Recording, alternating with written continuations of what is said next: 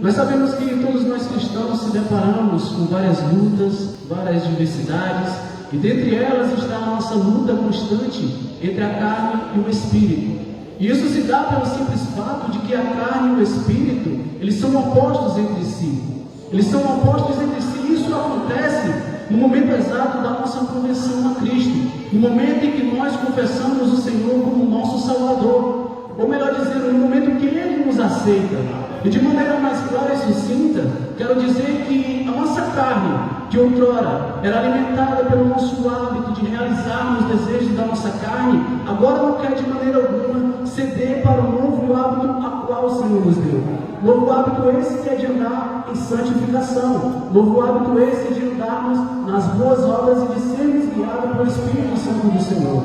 E é interessante que Paulo ele é bastante enfático quando ele vem relatando esse versículo, ele vem trazendo essas referências dessa realidade da militância entre a carne e o Espírito. Essa luta que se trava. E esse versículo eu posso dizer e afirmar que isso desperta em nós uma dúvida de quem será a vitória constante todos os dias, se será da carne ou se será do Espírito. Então, eu posso dizer que isso se trava em nossas vidas. Essa luta constante, ela vai se travando. Então, pergunto hoje nessa noite, será que nós temos como vencer os desejos da nossa carne? Ou será, meus amados, que a carne sempre irá triunfar sobre nossas vidas? Ou será, queridos, que por meio do auxílio do Espírito Santo de Deus, nós teremos vitória constante todos os dias em nossa vida? E a resposta é simplesmente sim, porque a própria palavra do Senhor vai nos afirmar e testificar que somos mais do que vencedores. Em 1 João, capítulo 4, versículo 4, vai nos dizer que maior que está em nós do que o que está no mundo. Aleluia. E em Filipenses também fala, capítulo 4, versículo 13, que podemos todas as coisas naquele que nos fortalece, que é Deus. E aliás, muitas pessoas querem converter esse texto que podemos todas as coisas naquele que nos fortalece no sentido de adquirirmos algo material. E o real, verdadeiro sentido desse versículo não é aplicado a isso.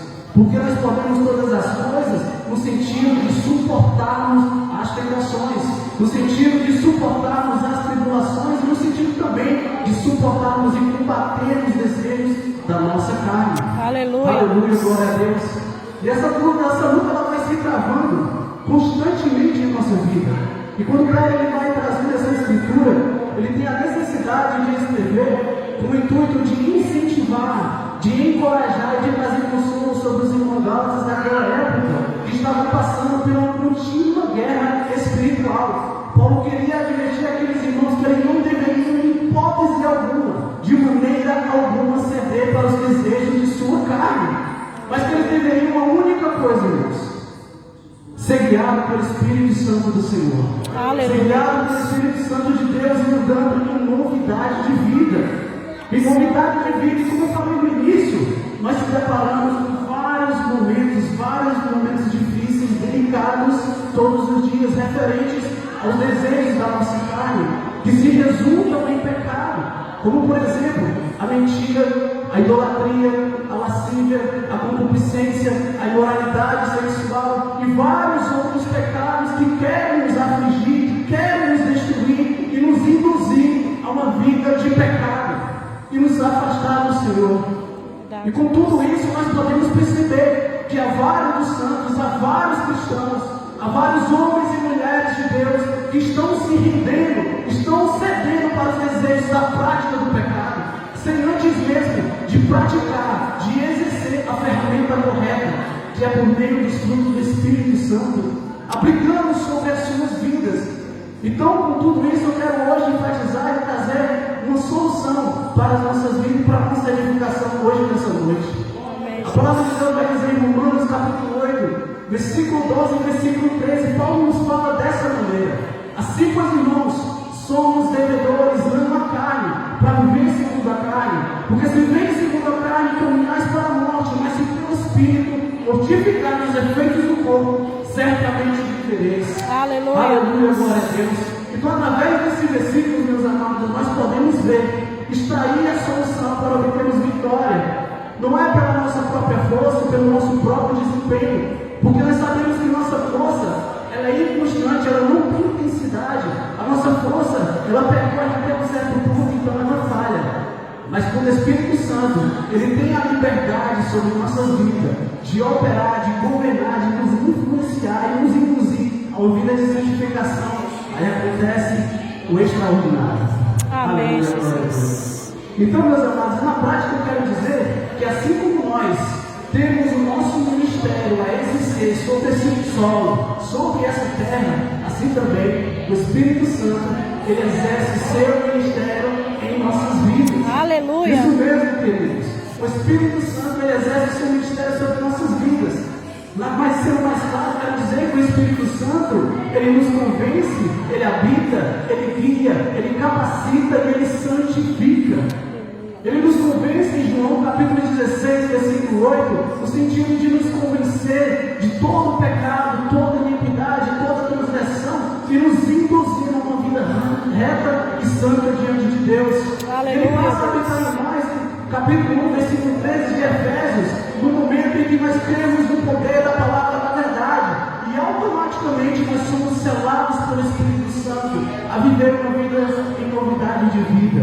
Aleluia. Ele também passa a nos guiar quando se verdadeiramente nós se aplicamos em Romanos capítulo 8, 14, quando temos a verdadeira postura de verdadeiros filhos que obedecem com veemência, com intensidade e sinceridade. Amém, diante de Deus.